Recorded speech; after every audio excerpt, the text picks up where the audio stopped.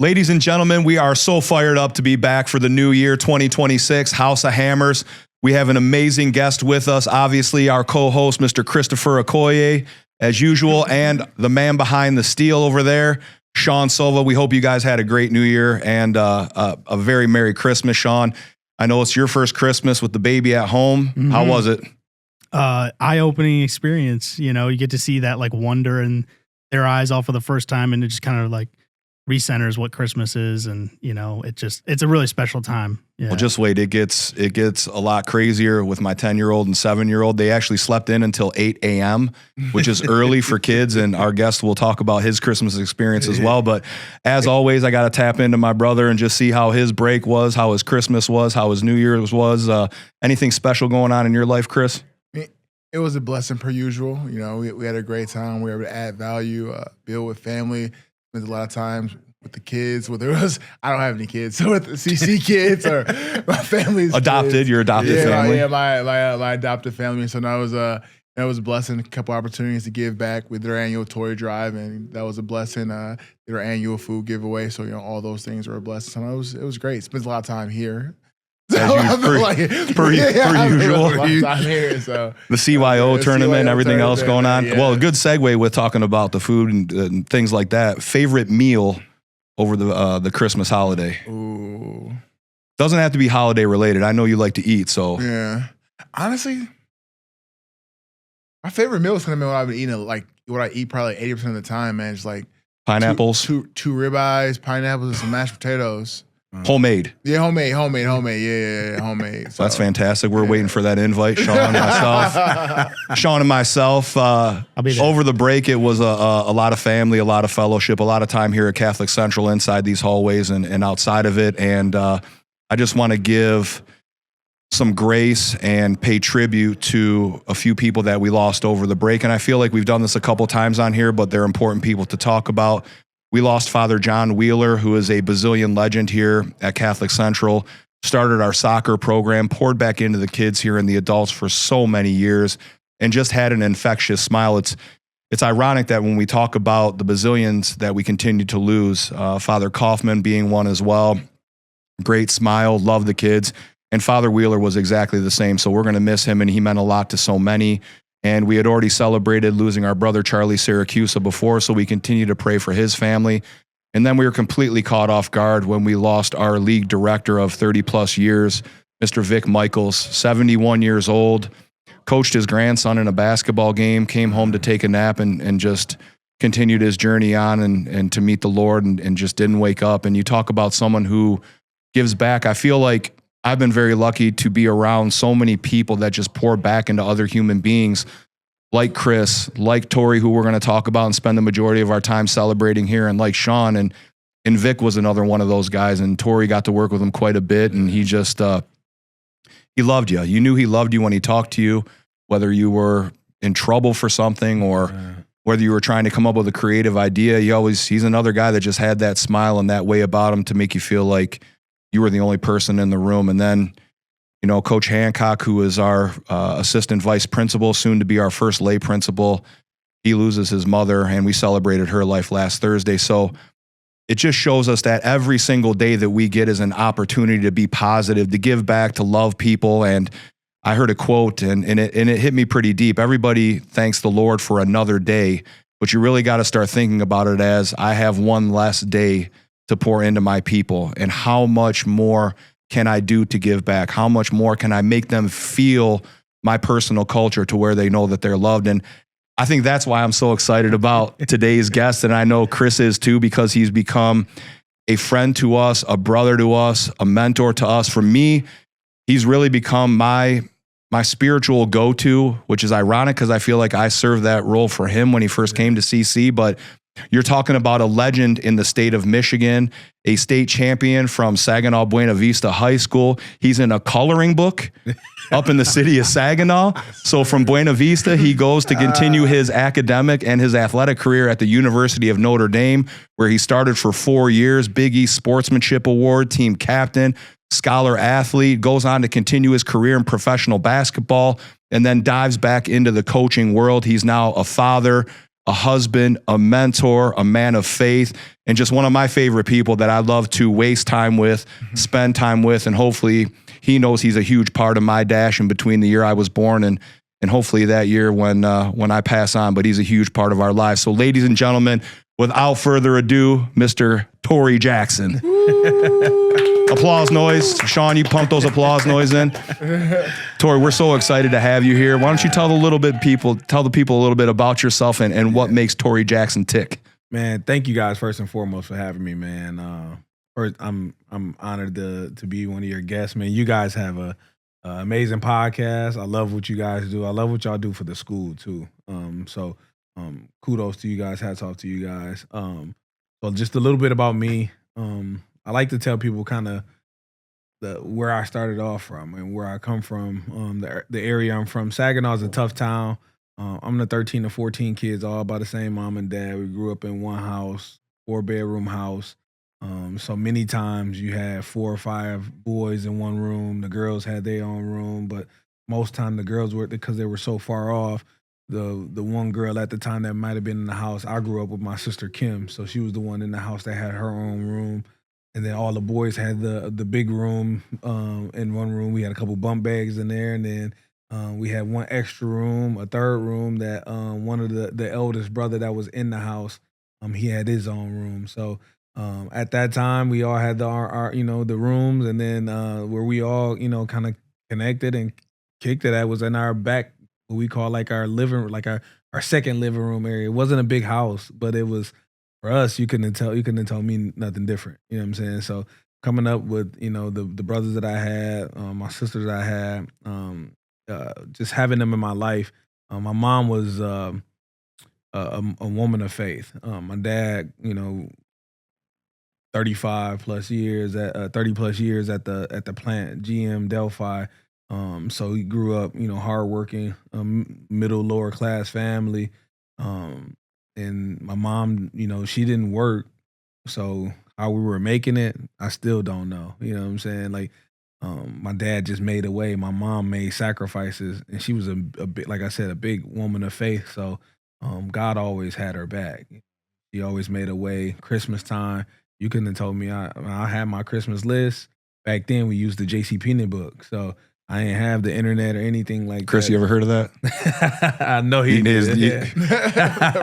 We had the big JCPenney magazine. We circled what we wanted. And East Bay was the shoes. That was the go-to. Yeah, you waited for that thing to show up.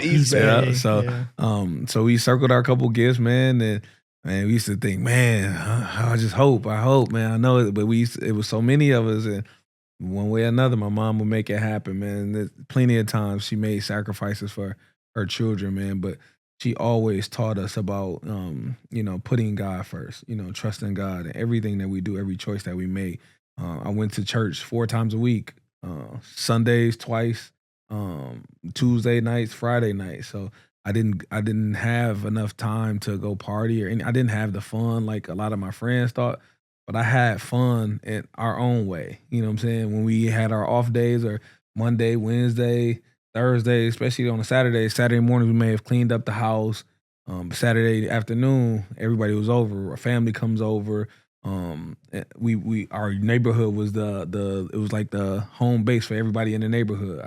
Everybody in the home base, they knew we can go play football on that strip of grass connected to our street. So we used the street and the grass, and then we hooped around the neighborhood. It was like going to each house and you just go beat everybody. You find the street and you just hoop. So I grew up in the where we didn't have internet. Like, people didn't have the internet back then. Back then it was AOL at that point, dial up, but only one person can be on at the time. You know what I'm saying? So if one of my older brothers was on, we was in the neighborhood just hanging out. So I had that created the value. It created who I was. Having God first, then family, or God, family, school, then sports came.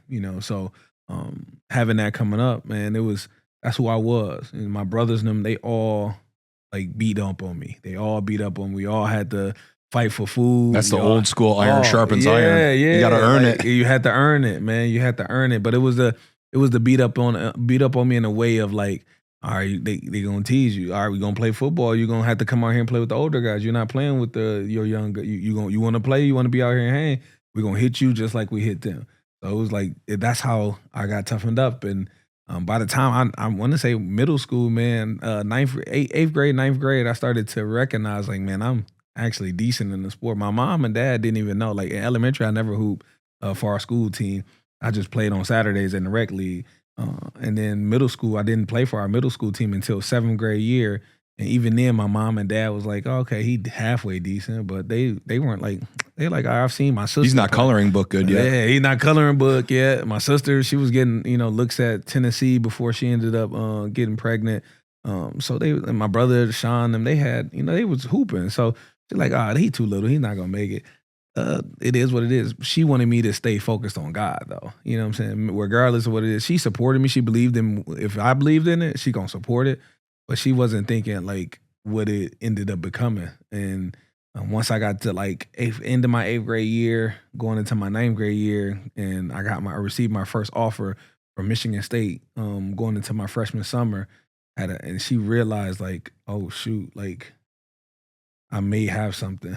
Not necessarily like she knew she had like a problem on her hand in a sense. Like she knew like she was gonna have to steer me away from some things.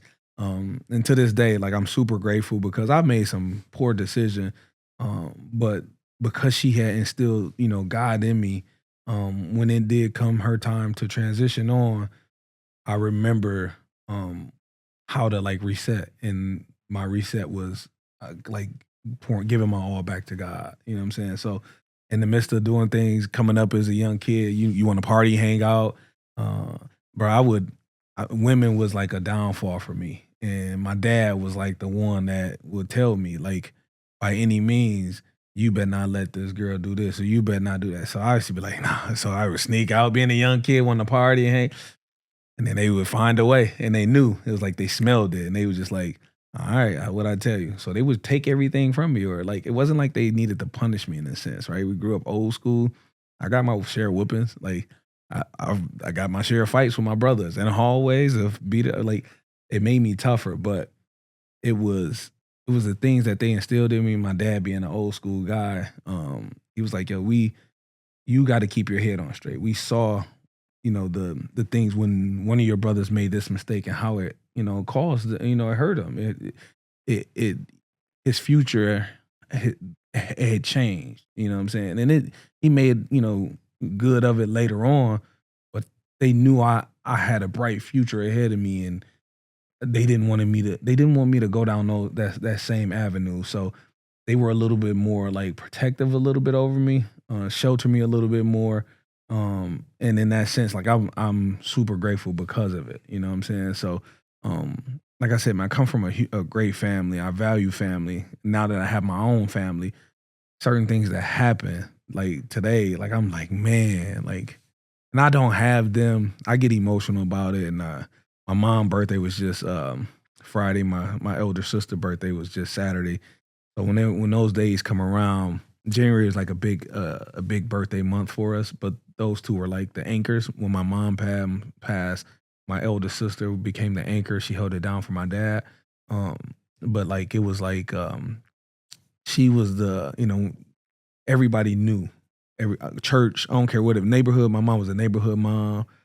Kids got in trouble on the bus, even if they weren't our kids. My mom going on the bus to whoop them. You know what I'm saying? Like they respect Mama Jackson, Sarah Jackson, whatever you call her. Like they just knew, like you see her, you better get your act together, or she gonna correct you. She was raising everybody. It was old school. So it was just like, what she was to me was key. You know what I'm saying? It was everything to me. You know what I'm saying?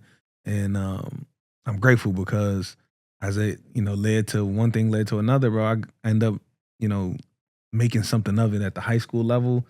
The way they shelter me and kept me, like, protecting me a little bit. I only had to focus on, God, school, and hoops. And I didn't have extra time to go and make some of the mistakes that some of my friends did. So because of that, I ended up having a great future and having options. And Michigan State ended up being my first option my freshman year, but then tons of other schools, USC, Florida, Oklahoma, Missouri, any Division I school you can name, they started offering. And by the time I became a senior, I had my options. I was actually a dual sport athlete. I was better than Chris. You know what I'm saying? He was a lacrosse football.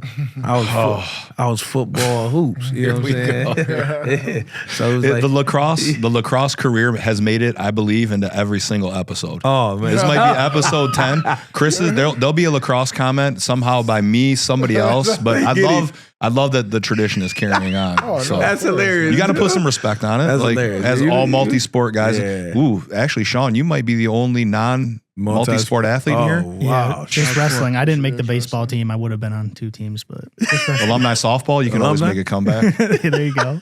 You know, Tory, you did touch on something. The size of your family. Yeah. I think just being in that big of a network of love helped build the relationships and how important they are to you. Chris, I think for us, we don't have big families. I mean, you know, not a lot of people know this, and I don't mind sharing it, but my mom and dad had I was supposed to have an older sister. They had a stillborn baby live for a day, and it just wasn't part of the plan. So I always think of like, what would have been like to not grow up just me being an only child. And people that know I'm an only child, it probably makes perfect sense because I do move like an only child sometimes. I'm not quite as like well, sometimes maybe, but Chris, I know you don't have a big family either. But I feel like we've all been blessed to have strong mothers. Like I am, my dad is my hero, but my mom is the reason why I'm sensitive, why I'm a relationship builder, why I give people grace, why I can be tough on other people. And I know just in knowing and watching your mom over the years, I know it's the same thing. Do you feel like you're do you feel like you value relationships more because you came from a smaller family?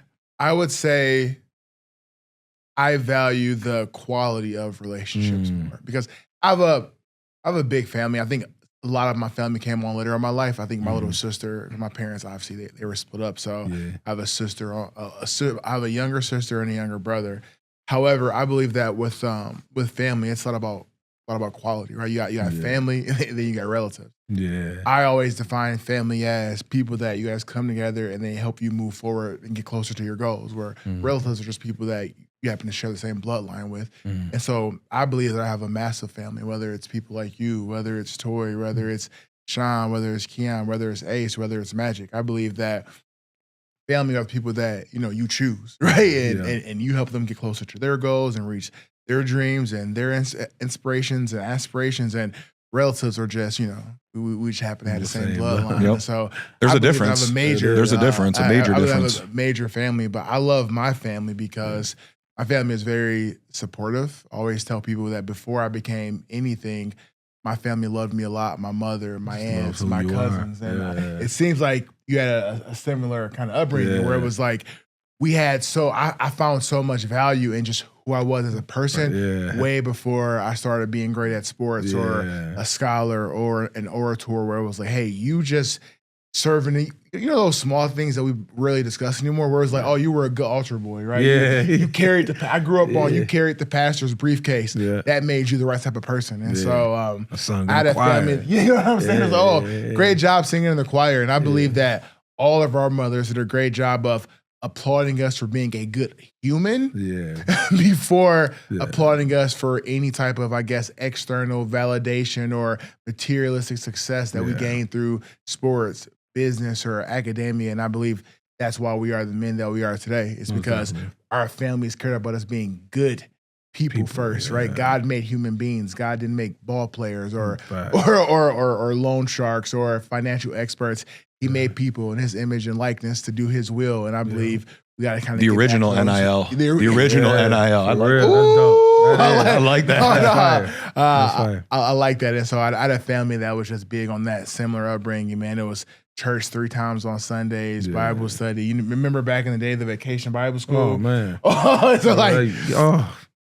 You just don't understand, dude. Like, to this day, man, I remember we used to have so on Sundays, we used to get like a Sunday school book.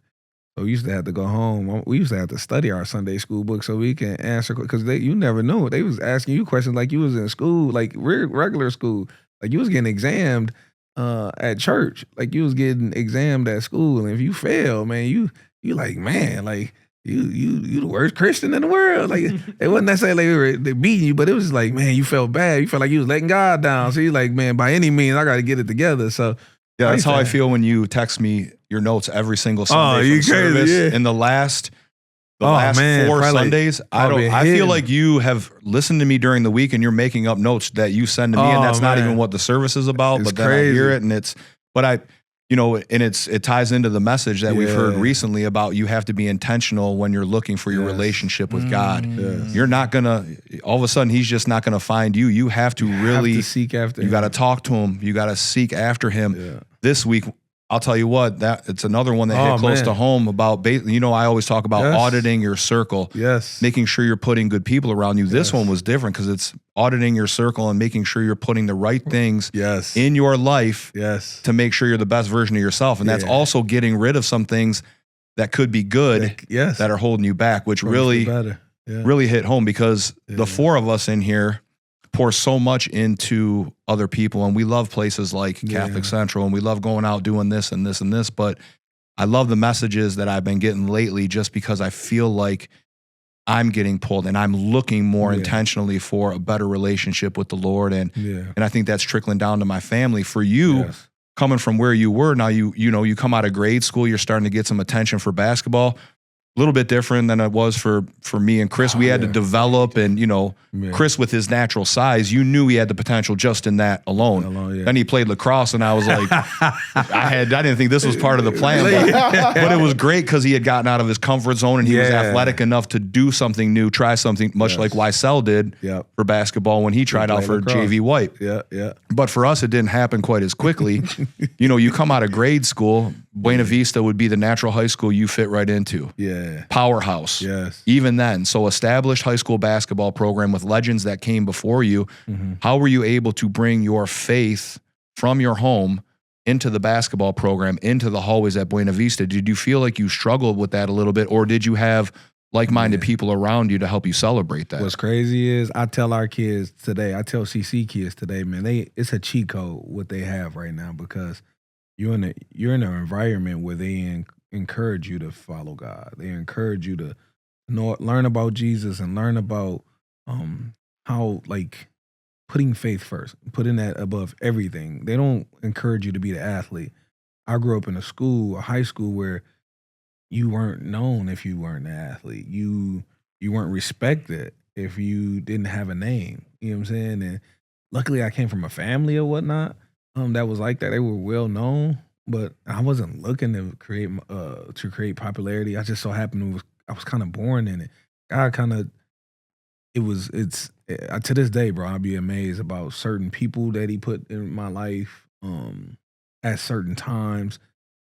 At that school, bro, I don't know if I used to get clowned. I used to get clowned for if you talked about God. You know what I'm saying? But they knew like they couldn't say too much to me, because they knew, like, first and foremost, they knew my brothers and my sisters and them was going to handle business. First of all, I'd be more scared of your mom for what you said than any of that. They knew if it got back to her, they were going to be in trouble. Yeah. So second, they knew, like, that was the standard that my mom created for our family, regardless. So, and if any coach wanted me to be a part of their team, if any friend wanted to be a part of our life and hang out, they knew they were going to have to deal with that. Like, friends knew that if they came to my house and stayed the night on a Saturday night, they better call home ASAP and make sure their parents picking them up, sneaking them out the house at 6 a.m. because the moment my mama wake up to cook breakfast, because she cooked every morning, cook my dad, she spoiled. That's why to this day, my wife, when she comes on, we do our episode, like, she will tell you, like, I'm a little bit spoiled in that sense because of how my mom spoiled my dad. But, like, every morning she used to cook my dad stuff. And if she caught any kid, like, and she knew they would stay the night, I couldn't stay the night at nobody else's house. So if they wanted to stay the night at wanted me to stay the night, they had to come to our house. And if you there on a Saturday night and you caught at 7 a.m., you going to church. You know what I'm saying? You better mark off the rest of the day. You're with the Jackson family. Yes, you with us. 10 a.m. you going to Sunday school service. 11 a.m. We start praise and worship, and you in church till about 1:30. You know what I'm saying? So you in there. You know? Then the fellowship after. That was one of the coolest. The spaghetti with the chicken ministry. Oh, you know what I'm saying? Going crazy.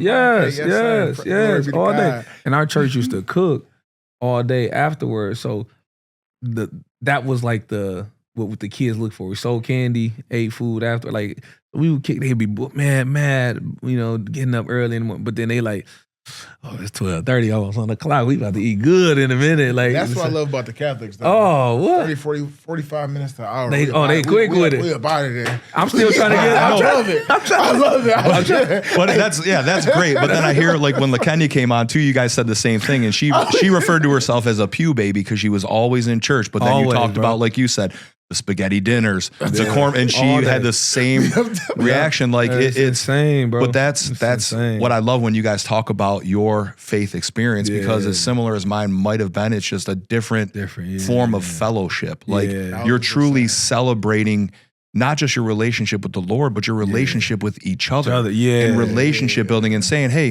you don't have to go on this journey by yourself. And if you feel like Tory, I've been very honest with you. Like I felt like, you know, I love the quote in the Bible when it talks about putting on the full armor of God. Yeah. And I told you, I felt like, you know, as much armor as I have on, every once in a while that arrow gets through. But I know I'm with my people. I know I'm not on this journey by myself. That's what I love when you guys talk about your faith journey, because you had so many people with you guys and continue to have them with you on that faith journey. So I think it's just so inspiring. It's a blessing. It's a blessing, man. Some of the people, mentors and stuff that I have in my life to this day that I can reach out to, my pastor in Saginaw, Pastor Chris Pryor, I still can reach out to him. But having a wife, when I got married to the woman I got married to, I had no idea that we would be on this journey. But God knew this before I did. Like I've had, like I said, women were my weakness. It was my downfall. But the moment I found the woman that like she can pierce my soul, hurt me, like. So I'm like, yo, like I think this may be the one, because I only never going crazy like this over no girl. But she gonna have to deal with me too. And she dealt with you. Oh, she dealt. Oh man, and you're the best version of you because just like my wife. Oh man, a foot in fire. Oh man, so it's a blessing. Chris, you're gonna find out soon enough, buddy. Oh man, when you find that right woman, bro. Oh man, I can't wait, because I already love him, but I can't wait to see him just take that. As much as we tease him, because I know. We give him a lot of stuff about that, but it's to me, blessing, like, and I said this at the football banquet, and Chris might have heard it, but as an athletic director, not even just as an athletic director, but just me being a servant leader, I love to see people grow. Oh man, I love to see people happy. Chris yelled at me for the first time on the phone the other night, like, which was great. Like, it was good though, because we communicated, and I had to tell him, I was like, hey man, don't have to raise your voice at me, like, chill out. So, but we did. We had a great context. I was little. Okay, so this all. You don't have to explain. I'm good with it. I'm like, he called me. It's leg day, pre-workout. I'm itching, no recovery yet. He tripping. I'm like, blood rushing. I'm listening to podcasts. Like my brain is wired, my body wired. Sean, allegedly. I'm wired up. I'm wired up. Yeah. But like I said though, it was, and I told him after that too. I'm real big on, like, if we have not even a disagreement, but if you add some kind of perspective to me, I always try to turn back around and like say thank you. Like, and you can ask him. I thanked him after. I was like, man, I kind of like that we had to like. We went up hanging out. We like I saw him. I literally saw him like a half hour later, and then we're at the basketball game together. Like nothing happened. Like, man, like swim meet. But then, let's talk. Can we talk like this past, bro? Like it's been like it's been a crazy. It's been like blue and white day and night since like Thursday. The swim meet. All right. So that's crazy. You'll like this story. Tory's been to a swim meet before with a full basketball team, which was awesome. So Chris and I always joke about it. So Chris comes to a swim meet the other night, and he's looking around, and he's like, man, you were right. They would have noticed if I had come to this swim meet before. And here's the worst part. He didn't know, and I didn't realize it's hot as Hades in that place. Like, not only that, but we're sitting there sweating. I set off the fire alarm, which I'll admit on the podcast right in the middle of the swim. I'm trying to get down to pay the ref. I hit the wrong door. Boom, fire alarm goes off. I'm like, yeah. So I mean, I kind of owned it. I claimed it on somebody else. But even back to servant leaders, man, I think one of the things that I really, really love watching is, I remember when I was in high school, but even the past couple of years that I've been back, is the OCIT, might now be OCIA. It's how every single year or semester watching you sponsor a young man. And kids having the their courage and you have built that type of relationship with them to where they come in, feel comfortable enough to ask you to help really monitor and oversee their faith walk as they make a major life stone or step into the faith. That's always something I've always thought was very admirable. And so you talk about matching actions with words. I've never not seen from when I was a little jit myself, you not sponsoring multiple kids. And so, you know, that's just a testament to your relationship building skills. And it's never like the cool jock either. I mean, no shade to anyone that's had you as a sponsor. No, but for real, it's always like it's always like it's like a random kid, bro. It's like it's you guys hang out. You know, bro, it's crazy. But I wonder I wonder honestly though, and I'm dead serious when I say this. I wonder if some of those kids feel that I need it too. Maybe there's something inside them that was like, Mr. You know, maybe he needs a little bit of this too to go through that journey. Because that's my goal right now is to get my kids to fall in love with their relationship with God to where it forces me to get better at it. It forces my wife and the rest of our family.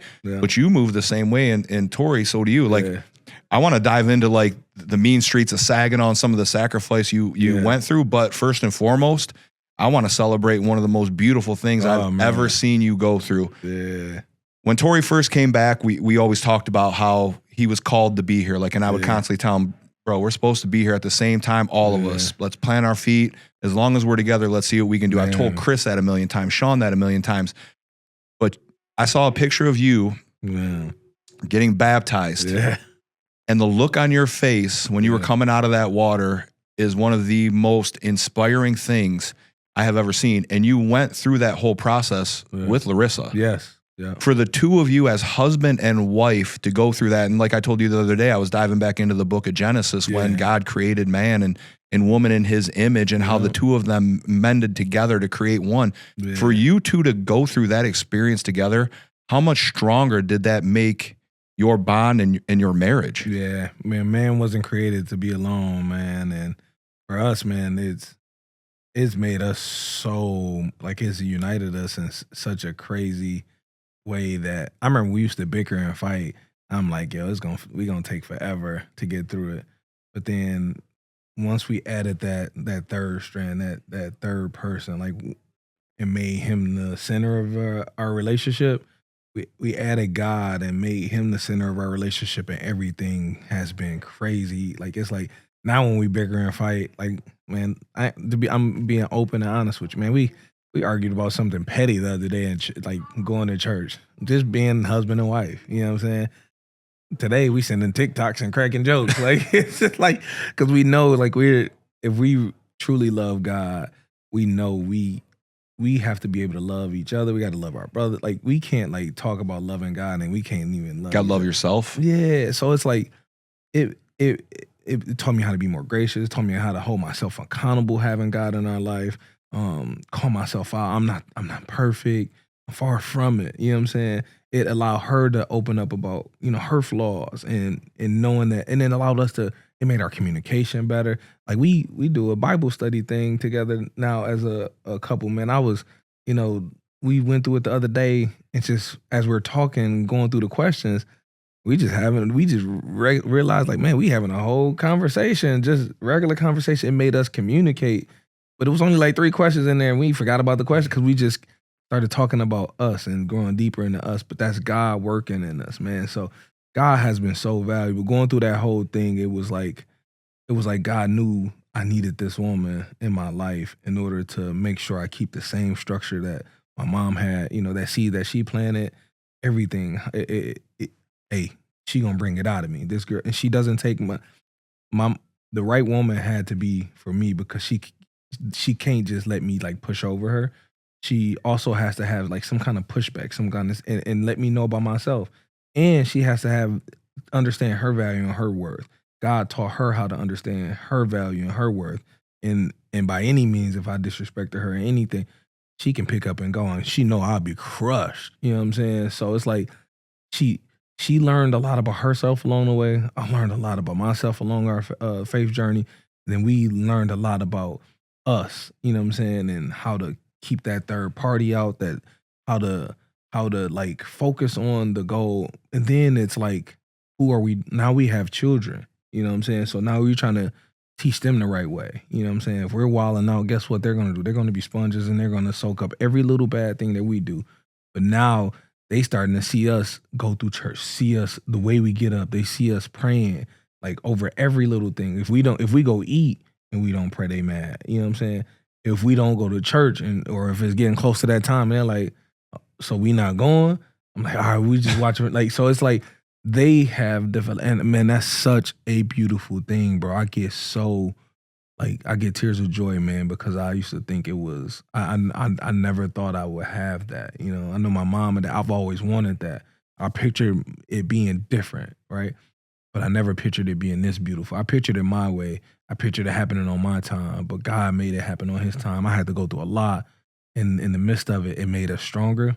And man, bro, it's been beautiful. The faith journey has been great for us. And just watching this in church the other day, having all of us in there just worshiping God. Her grandma came down. She loves our church. So having her in there. And as we taking notes, we look at each other. We can like we talked. I shared the notes with you. It's just like certain things that you have to eliminate. We were talking about rearranging our closet. Her grandma made a comment, and that's what kind of got the argument going. She was like, well, his side of the closet dirty. Like, I was like, oh, you trying to throw me under the bus. Like, but she was, we went deeper, and it was talking about like the spiritual closet, you know. Why is it, you know, what do you have in there that needs to be taken away? What sins are you, because we're not perfect. We're born into sin. We're sinners, man. So it's like certain things. What are you doing that's hindering you from growing? What do you have in your life that's hindering you from growing? Identify that thing and remove it, or identify that good thing that you may think is good for you and that you're holding on to it. Identify it because God got something better for you. If it's taking your priority, putting God behind that thing, that's the wrong thing. But if God can come ahead of it and he's in charge of everything, he's in front of that, then it's that thing. God, he's going to make that thing flourish. You know what I'm saying? So it was certain things that was that we were just talking about, looking at our phone, making more time for our children, making more time to be present in the moment. We were just talking about a lot of different things. The pastor was hitting on it. Pastor Jamie is amazing at Brightmoor. And it was just like, just learning a little bit about it, man. Like now it's like we have our personal relationship, our intimate relationship, right? But then we have our relationship with God where we like, this hits. We talking to each other. The best thing that ever happened was us becoming friends before we became lovers. And now when we see certain things, we go through certain things, we connect and we build and we love each other like friends still, but we have that intimate relationship. So, man, I thank God for the woman he blessed me with. For sure. I feel like we married very similar women. Yes. At the right point, got together with them at the right point because I was, I can't say I was I would just be completely honest. Outside of the walls here, completely lost. Yeah. Well, I spent so much time here, and I've opened up to Chris before about this because when Chris first came back to work, he's like, man, Mr. B, I remember you being here till 8 o'clock at night in the weight room and doing this and pouring in and doing this. And I was like, I just have a different priority now. Like my number one priority. Yeah, I love this place. I love the people here that I'm really close with. I mean, I would do anything for. They're my family, but I have my boys at home and my wife. And if I didn't meet her when I met her, and the crazy thing was we were both struggling with different things when we met, and it just seemed to fall right into place. And even Chris said to me, he's like, I've never seen you get this excited about a female before. When I first talked about her to Chris, like he'll tell me, he'll still tell me, he's like, I knew Lauren was it for you, the way that you like, we're going to go hang out with her again and this and this and this. I'll never forget that moment. I was probably in like college. I come in, you know how they leave. I always worry when he starts to tell an old school story because I'm like, I've told Chris a lot. So yeah, he's been around. I'm the politician, man. I would never. But I'll never forget walking in. You know how it is when you got something you think nice, you ready to show the gram. Ooh, Hey, check me out. Let me show you something real quick. You're a nice young lady. So I walk into the office. He's like, I'm of age now. Chris. Hit me with the side look. You like? I said, what's up? He's like, man, I got a date. I was like, it showed. Hey, when they don't use the words, they just show you the picture. Yeah. Oh man, D1. You know U of M. Yeah. I said, hold on. I didn't throw out the D1 U of M first. I was like, very nice young lady. Yeah. I did throw out the D1 pretty early. Bro, and she met the height requirement. Hey, I'll throw that out there too. You know, typically when they give the bio, Yeah. it's like they want to, they're trying to like they're Sell trying it. to excel it. Yeah. Bro, it's like, bro, hit me with the, Ooh, she the one. She the one. like, he didn't even scroll. It was already up. They already knew you. And that was back in the day. That was Facebook. Was a boy. That might have been the tail end of MySpace. Oh man, Hey, I'm bro, crying. push Changed my Whoa. profile song, Sean. I was in love. He was in Immediately. love. Yeah. I said, oh yeah. Took her out to put her in the top friends. yeah. Yeah. Oh, they skipped all that, bro. It was married. He was already right. Too. It escalated quickly, I would but say one thing I learned from him is definitely when you know, you know. When you know, you know. When you know, you know. I mean, same That's thing with true. Sean. That's When same you thing. know, you know. Sean, so far so good. Like, Yeah. seems to be working out That's pretty right. well for those of us in here who are married with children and but, Chris you know, soon. Even like the duality of thought, though, like you guys, like when you know, where Yeah. you know it's a little more delayed A little gratification. delay. With you. Yeah. So, Mom's delayed. It's still a battle. You don't like you might know that that's your person, Yeah. but you don't know how you're going to grow with that person. That's the thing. Oh, Like I that felt is it. Touch on that. I felt it True. in my heart. So I knew true. right away, this is somebody I want to spend the rest of my life with. Yeah. I did not know her extremely well. Yeah. So even still, we're 11 years in. We're still learning about each other, which is nice because it keeps things fresh. Yeah. But I didn't know what version of a man I needed to become to complement her and to make her a whole person. Because that's really, our family is like, the mom has to set the standard for those babies. Like I can be there and I can be like the strong arm of the law and like, you know, and I'm the disciplinarian. Like I got to be like the hammer all the time. But like that loving nature they get from them. So I had to figure out how I had to change for the better to complement her and to make her a whole person. And then I knew that she would already fill in my gaps, which there's a ton of them, and she's still filling them in. So it's just a journey. There's no playbook, man. There's no playbook for relationships. There's no playbook for parenthood. Man, like that's crazy. It really is truly iron sharpening iron, like it says in the book of Proverbs. It's two imperfect people together trying to make one perfect person in the world around them better. That's the best way to describe it. Chris, you go out and you preach the word nonstop, whether it's to youth groups, whether it's in your own church, whether it's in other faith-based environments. You know, I think the relationships that you've built throughout the course of your life really help you speak from the heart. And I know you're a man of the word. Like I love when you start giving, and you've given me some of the greatest Bible quotes that I still use in my everyday life. What in your faith formation makes you feel that when you go out and you speak to these people that the Lord is speaking through you and that this message is getting out there and how you want to convey it? That's a loaded question, man. Loaded question, but a great question. I think it goes back to a story in the Bible when they were, it was a group, I believe, the Jews. They were kind of giving Jesus a hard time, kind of making fun of him, like, oh, this guy is always saying he's the Son of God. Yeah. And he goes, I'm the Father's son, and I'm doing the Father's work. And so I've lived a life which is a cultivation, obviously far from perfect. I fall down, I get back up. However, when I'm doing the Father's work is when I'm able to speak what the Father tells me to speak the best. And I always tell people, similar to what Jesus said, I say, I speak words not of my own. I speak what the Father allows me to speak, and that's why I speak so closely aligned to Scriptures, because I don't want to give a remix, chopped and screwed version. You know what I'm saying?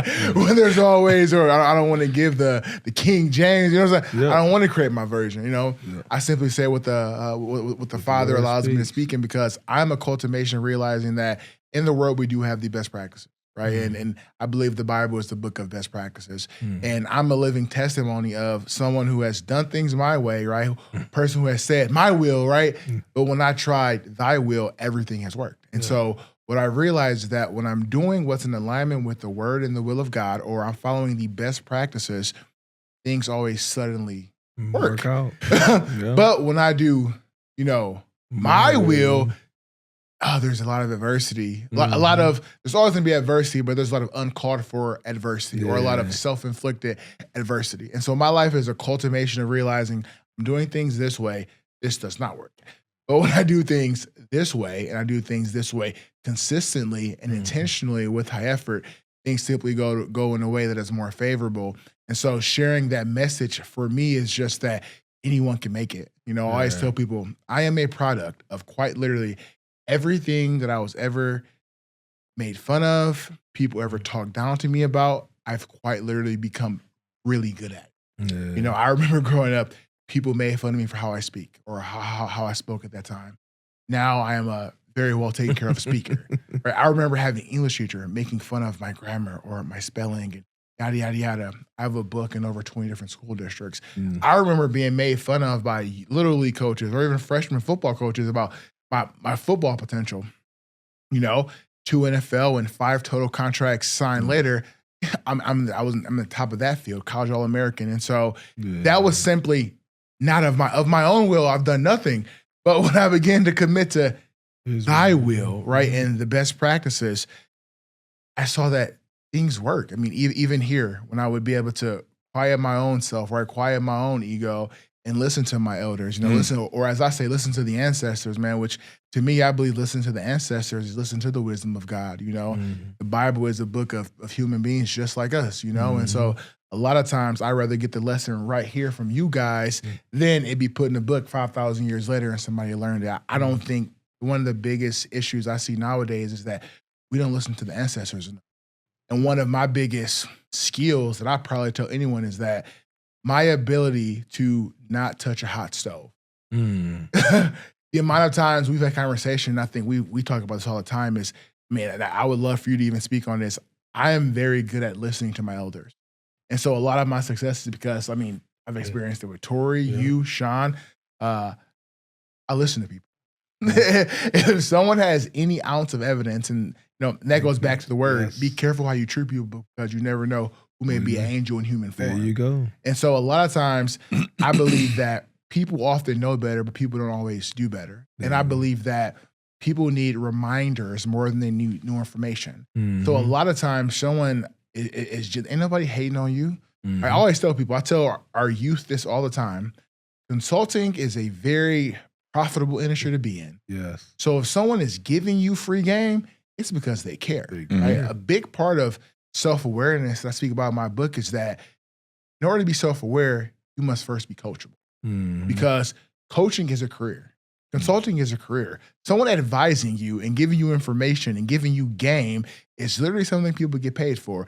So if someone is doing it to you for free, it's out of nothing but love. It is a gift from God, because really, the Bible is a book of people just kind of giving you game. I tell people it's called what? The Holy Scripture, right? Scripture. So the Holy Bible is nothing more than a script for this play called life. It's a script for the movie that we call like life. Jeremy, when Jeremy came on, he called it the greatest love letter ever written. The Bible. Wow. Which puts it in a different perspective. You know what I mean? And that's Chris, I'll tell you what, your mindset from when you first started here, day one, working in the building, to now has completely shifted. I think before you came in with this idea of who you thought you kind of had to be at CC, and I think you carried some of the other preconceived notions about who Chris Okoye was when he was here at CC. I felt like you had to prove it to some people, but now that you've dove into the relationships more with the kids, I think it's been more gratifying for you. I think you love it more now than you ever have because now you're one of the elders to the kids. I'm happy that you referred to me as an elder. I like that as I'm getting a little older, grizzled vet. But it's true though. And all it took was a little bit of a mindset shift and to see how much you can mean to these kids. Tory, for you, coming out of basketball, you go to Notre Dame, right? You weren't really able to celebrate your faith when you were at Buena Vista. You go to Notre Dame. You were strong in your faith, but not like you are now. Would your experience at Notre Dame have been different if you were where you, let's say you are right now, how you are now? If you were like that when you first started at Notre Dame, do you think it would have changed your experience? I think I'd have been in the league right now, probably on my way to retiring, because I would have had the instructions on how to remain disciplined and who is in charge of everything. You know what I'm saying? So I think I would, but I also know that my journey was different. I had to go through what I had to go through. I had success there too. I had the cheat code, which was my personal relationship with God. things would have altered. And in the midst of the things that I went through, as soon as I graduate, my mom passed. We found my mom passed out in the kitchen, with all the grandkids that run through that house. Over 70 grandkids before my mom passed away. And they all, some way, somehow, they come through that house. You know what I'm saying? The brothers and sisters all had children. Normally, that house is full with somebody. The very first time that house didn't have anybody, she passes out in the kitchen. You know what I'm saying? And that crushed me. It for me, it's not an excuse, but it was more like, man, like I lost a big part of me. But had I had the understanding of what I have now, I would understand, man, God, she did everything she was supposed to do. She did everything she was supposed to do at that time to put us in position, and we was just supposed to go. God needed her at that moment, and there was a reason for that. Had I known what I know now, I would have been prepared for that moment, and I would have just kept going. I could have relied on God, used His word as the strength, and kept pushing. You feel like a part of you shut down when that happened a little bit? Part of me, I was close crushed. Yourself off. I stopped hooping. I stopped doing everything. I started the void that I had so many things that I used to fill that void, and nothing worked. Nothing truly filled that void. I ended up going back to hooping afterwards. Probably like a year later, ended up going with the Fort Wayne Mad-Ass and had success there. And I tried to go overseas, but I still didn't have a personal relationship with God. So nothing was really working, and I still felt like a missing void in her. My dad, I was always thinking about what's wrong with my dad, what's happening with him. He started to battle cancer, so I'm like, man, I don't want to be away. I lost my mom. I was crushed in. I don't want to be away when my dad died. Like, so it was just like little things that happened. And God, like, when I got back in church, boom, God just so happened to put me in my boys with the TBT tournament. We win some money. Then I start wilding out again. I blow the money. So it was like little things that was happening. Like, as I got closer to God, as I got straight away from God, it was like, man, He was, all right, I got you. I'll show you. I can give it to you, but I can also take it away. He knew you weren't really looking for Him at that time. You were just hoping to like get little touch points with Him from time to time. Let's really help our audience, because this is something that we've all dealt with. A lot of our boys deal with. And a lot of people in our world and society deal with it. And the Bible speaks about how we're all held accountable for our own salvation. Yes, indeed. And something that a lot of kids, we grew up, whether it's in going to a religious school or having a very strong religious family, is that you have to build your own relationship with God. You can't take you something can't from rely on mama, nobody else. You can't take something from daddy. You're held accountable for your own salvation. And religion helps realign you with God. And your parents, as we've gotten older, as adults, we now can humanize our parents because we see the daily walk it takes for us to maintain and get in our relationship with God. So can we talk about how, it's not about our parents, that you have to cultivate and formulate your own relationship with God. And if you don't have that personal relationship with God, if you don't do it, man, it's like when you do it, man, the one thing I noticed when I did create that personal relationship with God, it was certain things that I was holding on to, certain people that I'm like, man, oh yeah, man, they good people for me. I'm like, man, they were really terrible for me. Yes, man, they were really hindering me. They were pulling me. They were leeches. You know what I'm saying?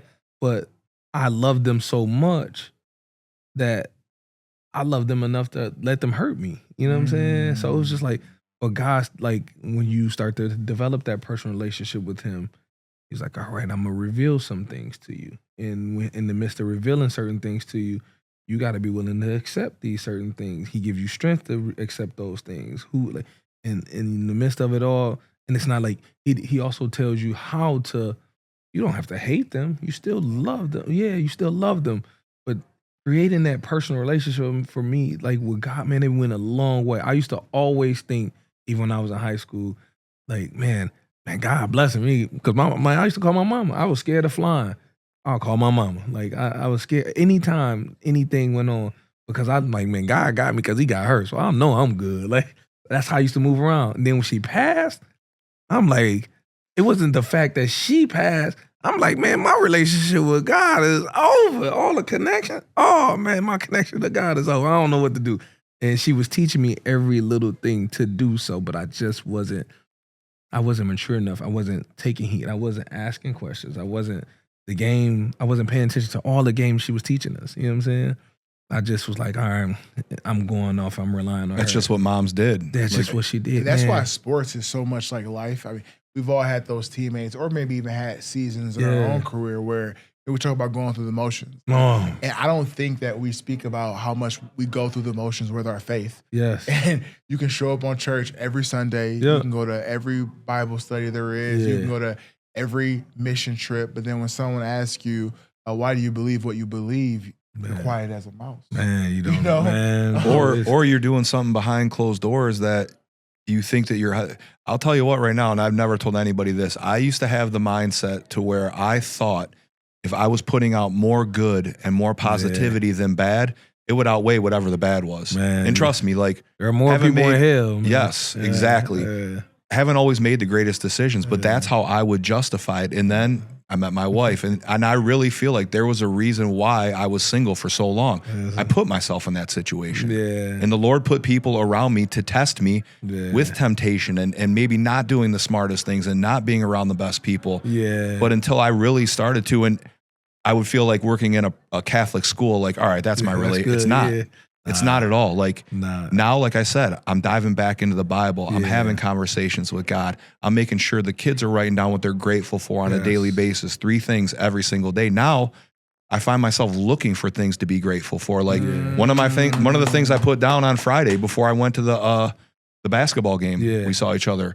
I put, I'm happy for the exchange I had with Chris today. Because it was a growth moment for us. Like, like we just, but I want people around me to challenge me to be better. And Chris, you hit the nail on the head, and so did you, Tory. You said, you can't have your relationship with God be through somebody else. But I feel like you can use and have other people come on that journey with you for inspiration. Like, you inspire me in certain instances. We talk every single Sunday, on top of us talking all week long and sending music to each other and like all this other stuff. Like we'll talk on Sunday, and I'm telling you, we're on about a month-long streak, if not longer, of me just going, did you write this for me or something? Even like, when our pastor has a guest pastor, bro, it's like the message just been a grand slam. But I'm more open to it now because of the people I have around me. And God's now starting to put people around me to make me a better person and to strengthen my relationship with him. And you two are 2 of those guys. And obviously Sean over here is another one too, watching him become a husband and a young father and one of the greatest guitar players in the world. Like just a legend. But it's, you guys are a huge part of my faith journey. Tory, you know, you had some great coaches and great mentors around you. Who was the one person you had around you that made you realize, all right, my playing career is done. Now I can give back mentoring these young men as a basketball coach. Who was that person for you? There were 2 people in my life that kind of opened up my eyes. Then there were like some spiritual people that told me that I would be able to do something. So back then when I was in high school, I always thought, and I spoke this once, I always thought like, when they said, man, God's going to use you, he's going to use you, he kept saying that, I'm thinking like, man, they knew I was a hooper, but I'm thinking like, God going to use me when I hoop. I'm going to get to the league. I'm going to be good. Like, but it was like, I didn't know that God was going to use me in this role as a coach. Like, I didn't know that, but they kept saying it. The guys kept saying it. And 2 different pastors spoke at my pastor that I grew up with. He spoke it in such a way, but they never got specific into say as a player, as a coach, what role or whatever it was. They just knew I was going to have an influence, an impact on the next generation. And my pastor at VBM in Saginaw, Michigan, Pastor Chris Pryor, he said the same thing years later, 10 plus years later, said the similar thing. And I never took heed of the message, right? But then as I got older, I'm like, man, like it all made sense, right? 2 people that outside of church that really helped me to understand that I had a gift to coach. My college coach, Coach Bray, because on the floor, like life was easy for him a little bit. Like we would call plays, certain things I could just go out there and just, he'd tell me certain things. We were just that connected. Even as a freshman, I remember him going to war for me against 2 seniors. They're like, man, But one of the teams like, man, he ain't getting me the ball on time. But I was getting it to everybody. You know what I'm saying? We ended up having one of the best seasons in the first few years at North. Like coach won coach of the year, and my coach said, I don't care what y'all say, he gonna be the point guard. He know what he doing. I'm letting him run the show. I'm like, man, having that support as a freshman from that guy gave me all the utmost confidence, right?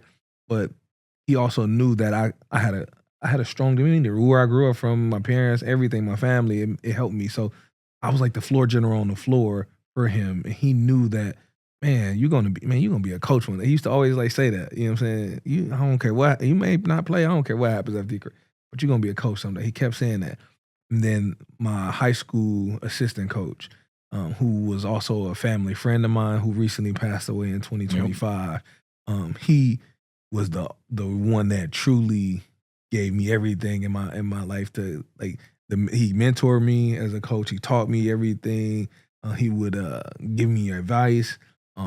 He taught me how to actually like live too, like how he lived and how he served his players and treated every last one of them like they were his children. Dwayne Ferris was everything to me. Dwayne Ferris, like when it comes to the coaching game in this world, man, like Dwayne Ferris had such an impact on me in my life as a coach that it was like, man, like I got to do it, because he knew, he saw it, and he like this, and he guided me the whole way. He saw it in me as a young kid, as a player, but he knew I had something more, and he used to always encourage me, bro, you got to give this game back. You got to give back to the game by any means. So whatever you do, he used to always have me come back, do clinics or whatever you do, but you got to serve. You got to give back. You got to give back to this game. Did you feel like it was a natural fit when you came back into coaching? Like, yeah, this is whoever told me I needed to coach saw something in me. Once I started to get into it, man, it became, just feel it in your heart and in your soul. Like became that's clockwork. I just didn't know exactly how to do it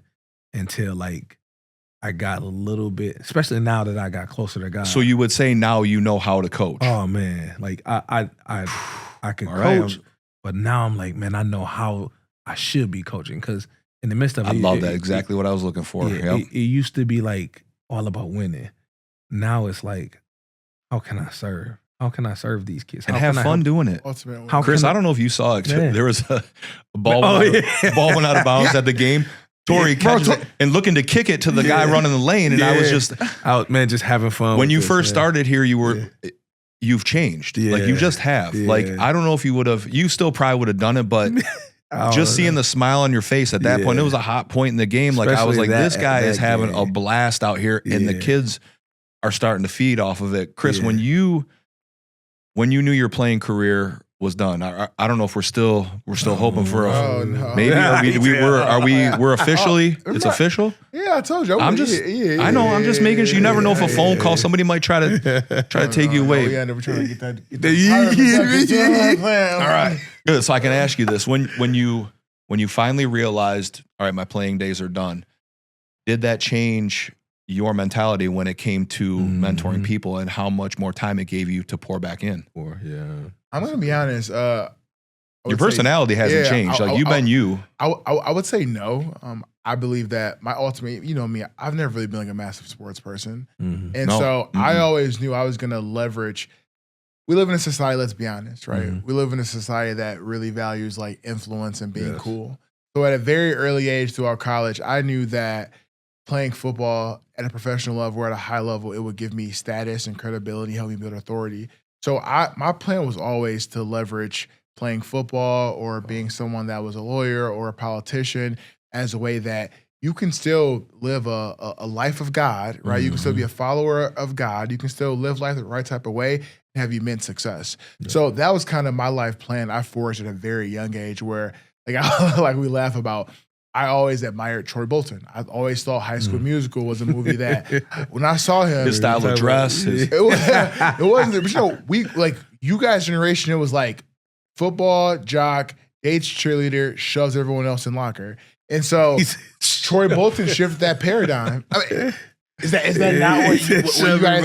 Is that when you say you guys, I mean, is like, that not the culture? Like, is that for not some people the media? I'm saying like, well, yeah, the cool. Like it was a little bit more.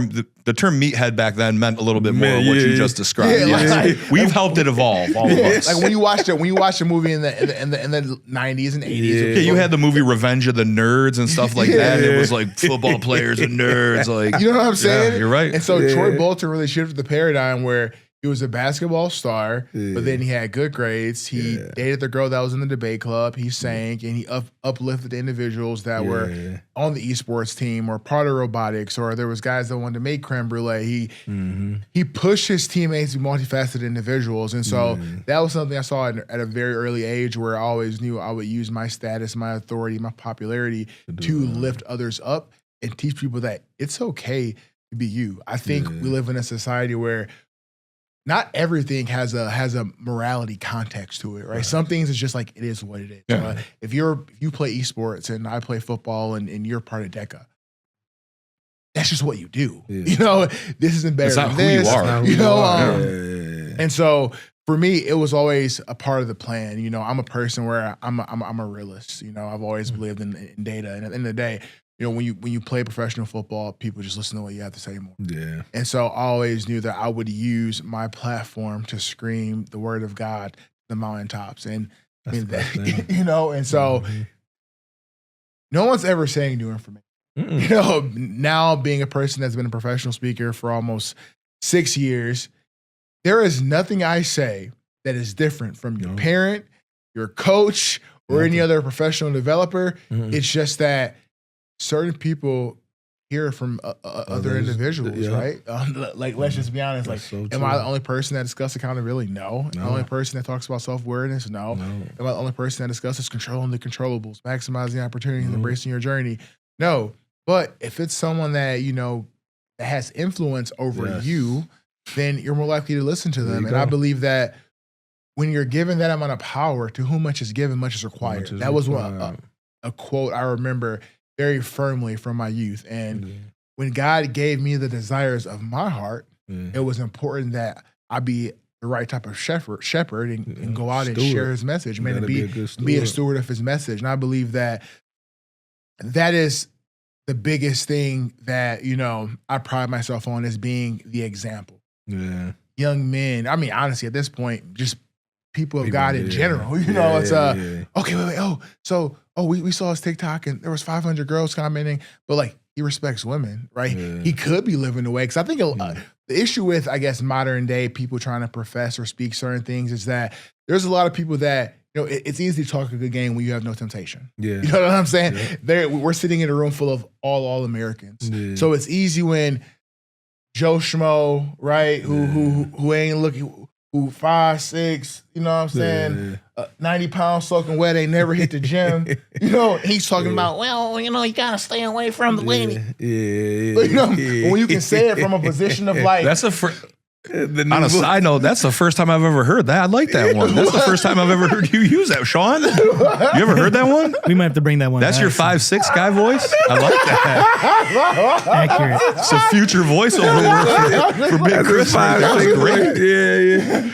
That was a good one. I mean, because like we always say, I mean, what's the famous boxing quote? I mean, I've heard you say it before. My games, a bunch of games, is like, you know, shadow boxing is cool, but what happens when you get punched in the face? Everybody has a plan until they get punched Everyone has in the a plan, mouth. so it's like, everyone's like, oh, I would never do this, and I would never spin this, or I would never. But then what happens, right? You see these political figures, and you're seeing these coaches. All of a sudden, they get that temptation, and that message flipped real quick. You know what I'm saying? And so I've always tried to be the best living example of like, okay, this is someone that like I admire, or like I would like to be like, and I'm seeing him serve. Right?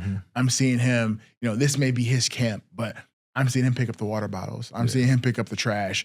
He's the keynote speaker, and I'm seeing him show up and carry speakers and help people bring stuff in, whatever it might be. Like I believe that, you know, that is truly like what we're here for. Like Yes. sports do not matter. It doesn't. It's a Like, game. like banking it really does doesn't. not matter. Like, Every sport none of was these made for metrics you do to not fail matter. anyway. But I mean, And they refer to Jesus as the ultimate athlete. Yeah. Like that's in the Bible. Like, but when it comes down to it, listen, we all love to win. Like we all love like the big obnoxious rings when the kids get them and all this stuff. And we just celebrated the football state championship Saturday. Yeah. Now at that same banquet, Yeah. man has a heart attack and almost loses that is his life. insane to me, Thank man. God we had two angels in our community. Shout out to Mr. Holes and Mr. Kinney, who saved this man's life in the middle of a football banquet. And granted, we continued to celebrate, you know, what the young men accomplished and how much our people sacrificed and our coaches. Yeah. But when it all comes down to it, that was a football championship. man. The real victory was us man. being there. And I got, what was crazy is I had to speak right after it. Oh, wow. So I was set to speak right after we got this man on the gurney. We got him, you know, got his heart rate going again with the AED.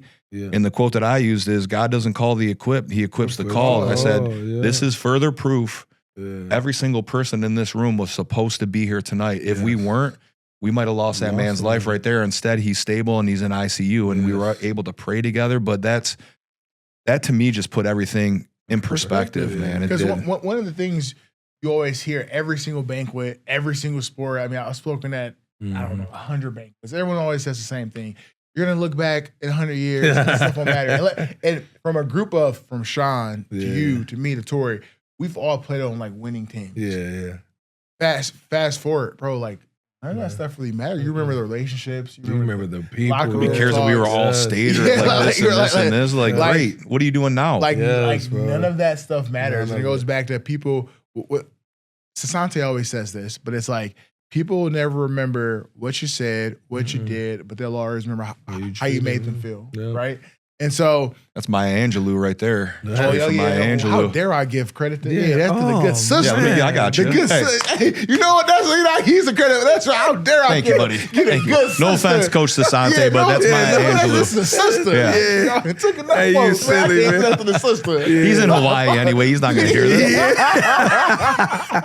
But I think that's why we're so close. Is because and once again, we may have been cool, or so it's no shade or whatever. But it's like, I just don't remember other people being nice to me before I was like a person of influence. It's like I remember growing up. I remember like you giving me a chocolate milk when like, bro, I didn't even know what protein was. I didn't even care about working out. But you just gave me chocolate milk and you were like, hey, this kid probably likes some sweet chocolate stuff or some shit. Chris, you give me plenty of stuff for it too. You're like, AB, you know, you've created so many relationships. You could get so much more in return from those relationships. But you don't. But it's just, I don't care. And sometimes I'll let people take advantage of me on that, but then I just audit them from the circle and just keep putting better people around me that are making me like the best version of myself. Though, man. Just do it just out the kindness. That's it. You just love anyways. I don't care. We don't know any other way. But it got to make sense. It's got to make sense. It's got to make sense. Absolutely. You know, the law of nature is the law of reciprocity. Yeah.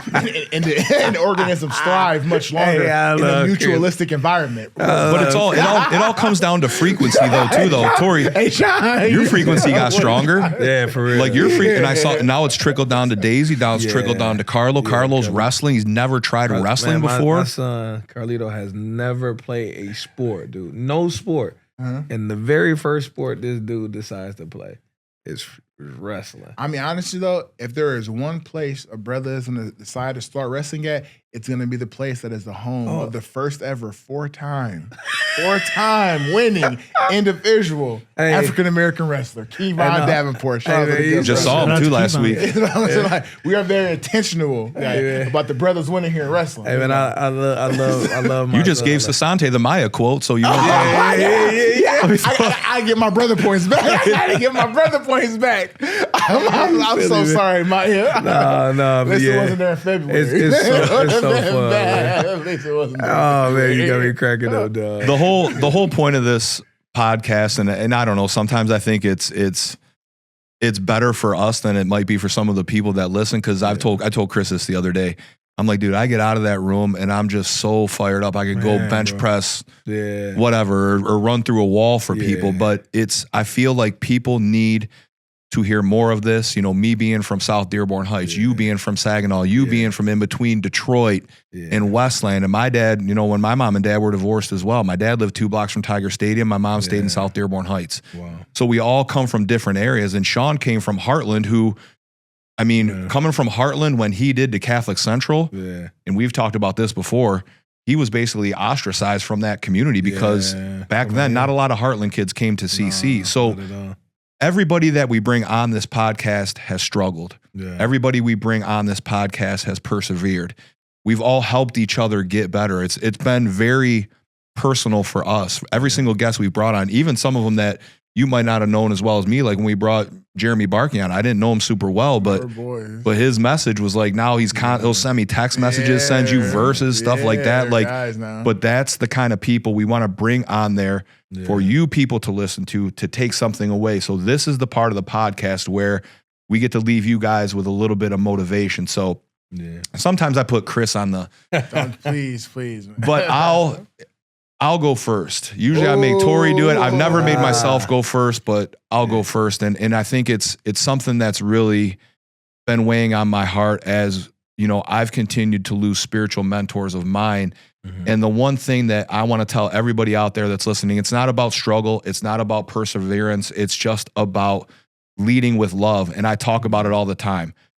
I can't love you. I can't love you. And I can't love Sean until I love myself. And until I peel the layers away and until I get rid of some of those things that are holding me back from being the best version of myself for me before anybody else, I know that I'm the best version of myself for my children, for my wife, and then I can trickle that out into other people. So my challenge to everybody else out there is to lead with love, love tough, and love yourself first.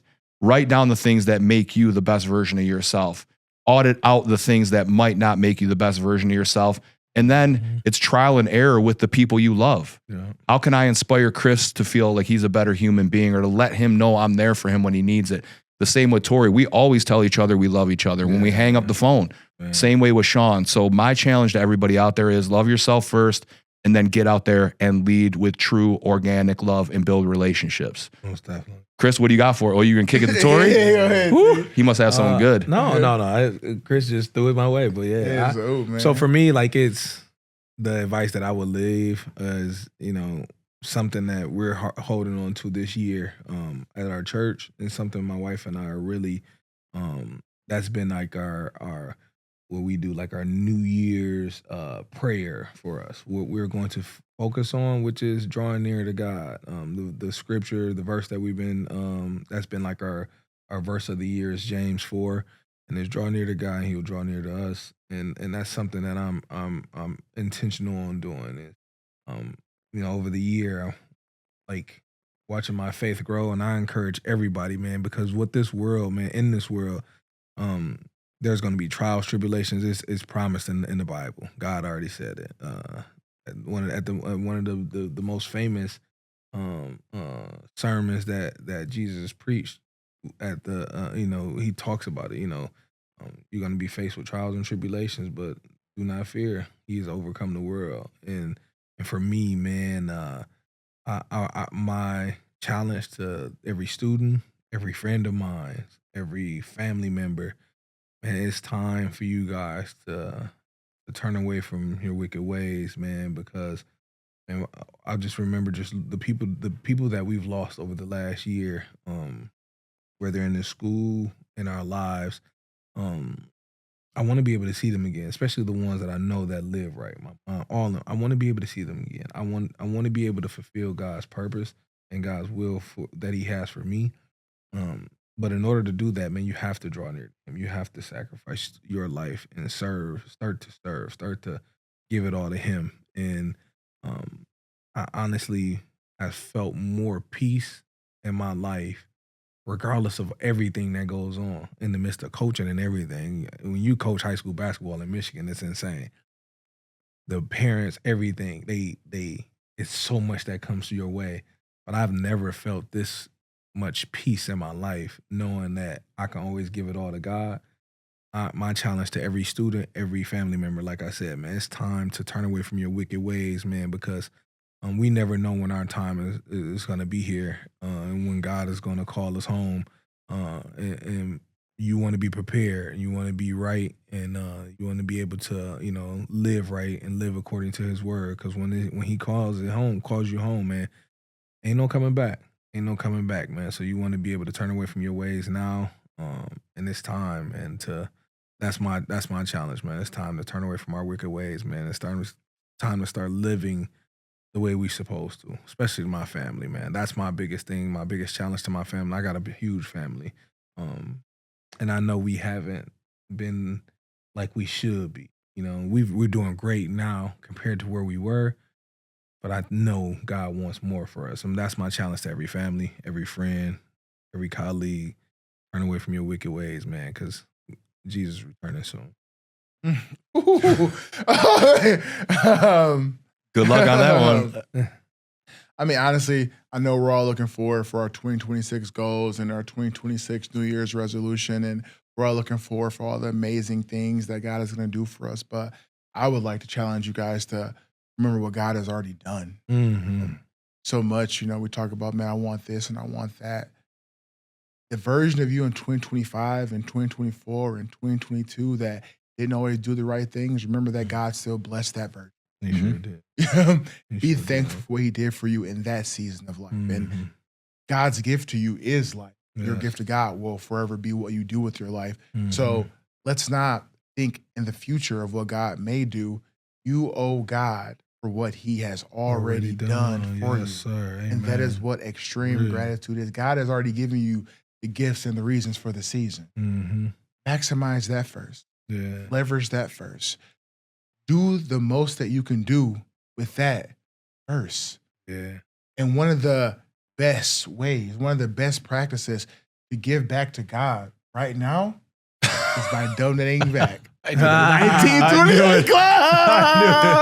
I knew it was coming. What a perfect segue. I love it. That was good. You start laughing. That's crazy. That was a great tie together. But no, serious. You really could have screwed that up if you would have been like staying serious. Like, I would have been like, oh man. Yeah. It's true though. You are right on the money though. It is like we talk about, be where your feet are firmly planted. Man. As soon as you wake up in the morning, it's another chance to start back at zero, to prove everything all over again. All over again. That's the ultimate grace you can be given is another chance to wake up and to love your people, love yourself, and to give back. So Chris, that's right on the money. And Tory, I'm constantly inspired by who you are, who you continue to become. I'm the elder statesman in the room, so I'm the grizzled vet, but you guys keep me young, whether it's in my faith, you guys always humble me. And that's why I'm so excited to do this on a weekly basis. It's not like we're getting rich doing the House of Hammers and the DCC podcast network. We're not making $1 million, but I'll tell you what we are getting rich in doing is that providing positivity to people. Rich in spirit. And that's if we can fill people's buckets while emptying ours a little bit and filling each other's, then that's the whole point of the House of Hammers podcast. Chris, you talked to Coach Hancock when he was on here about what a hammer is. It's dependable. It gets the job done, and that's what you see before you. 3 men here and 1 behind the boards over here. You've got 4 hammers that will constantly be there for their people. They're going to run through walls for their people. They're going to lead with love because they love themselves first, and they're always going to try to do what's best in the name of faith, formation, fellowship. Yeah. Obviously, you want to give back to the 1928 Club. But for everybody out there, whether you're struggling, whether you're flourishing, just be happy that you woke up this morning and you get another chance to pour it back into yourself and let that spill out into others. So on behalf of myself, Sean Silva, Catholic Central High School, the DCC Podcast Network, the House of Hammers, Christopher Okoye, Coach Tory, T-Jack Jackson, the original TJ. Sorry, Tony Jones, but he's the original TJ. We want to thank you guys. And when all else fails in life, whenever you're up against it, when you hit the wall, when you need something, keep hammering. We love you guys, and we can't wait to see you again. And guys, I love you and I appreciate you. So until next time, keep hammering. And also for all you business owners out there, you guys love what you heard today, right? And you love this group of men, and you want amazing people coming to your business and supporting and pouring into your business, and just making sure that you guys are building a strong foundation, having the right type of customers and the right type of consumers in there. Here at Catholic Central, we have about 4 million monthly viewers across all of our platforms with an 11 to 14% engagement rate. We have an amazing alumni base of 30,000 plus. You'd like the opportunity to interact with them in any way, shape, or form and kind of show some of the things that you have going on, show them the products or services that you're offering, right? And it's in alignment with our school community. And you're doing the right type of things. You want the right type of people in your establishment. Please feel free to reach out and email me or any of us, and let's get involved and, do things in a very intentional type of way. Love you guys, and God bless. Ladies, gentlemen, Shamrock Nation.